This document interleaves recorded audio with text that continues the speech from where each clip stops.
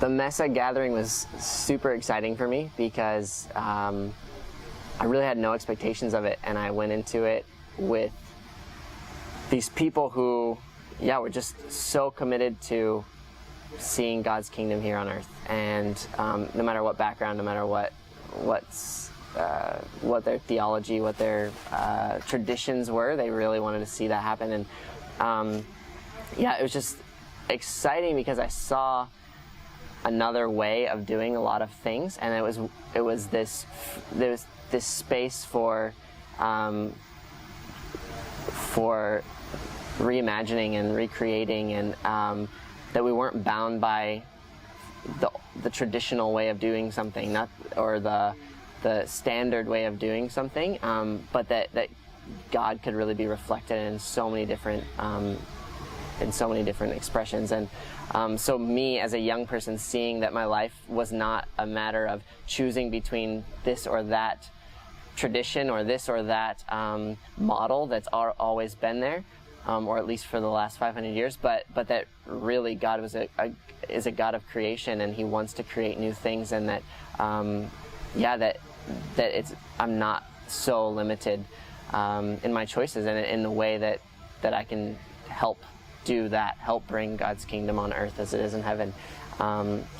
It was just a releasing thing, and I got to glean from these people who are trying to do that same thing on the same journey, and really just bringing something to the table that everyone can take from. So I come from a background where people talk a lot about theology, about theories, about what needs to be done, but then there are very few examples of the actual things that are being done, and where theology and theory is being tested among the people.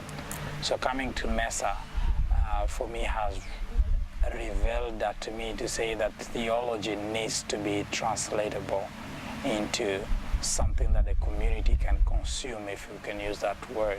Maybe two things that I may say that have been really very significant in Mesa is that the caliber of the people, very significant people, gathered together, but at the same time very humble and open people, ready to discuss in a way that allows everyone, at whatever level they are at and whatever they are coming from, to be able to learn in the same space.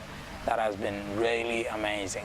And the second thing will be that effort to translate theology into something that can actually reach the world, and the world can be able to feel and sense the love of God. So those two things for me are very wonderful. The kind of people I've met, very remarkable people, and also the effort to translate theology into practice, to show the love of God. I think one of the things that I'm aware of in being part of the conversation here is that there's another dimension, as well as the dimension of what we do around the table.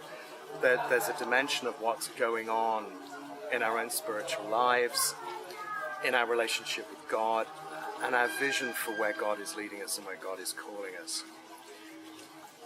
I came, and the reason I'm here, I guess, in many ways, is I have a passion to find ways that what I think God is doing in the world can transform more lives. But that begins with working in us. And if it isn't transforming us, then it's never going to spread out elsewhere in some ways. And I think for me, hearing other people's stories is always a transformative thing. And you watch God at work in other people's lives, and it opens up new places for God to be at work in your own. New visions, new hopes, new dreams of what can be. And I think it really reinforces that sense that God really is doing something. That's my conviction and my belief. And it kind of helps, sometimes you're very much there in your own space, doing what you feel God is calling you to do. And every now and then I kind of wake up in the morning and go, am I absolutely mad? in the way I think. And it's great to be with a whole load of other people, because if I'm mad, they're kind of equally as mad as I am.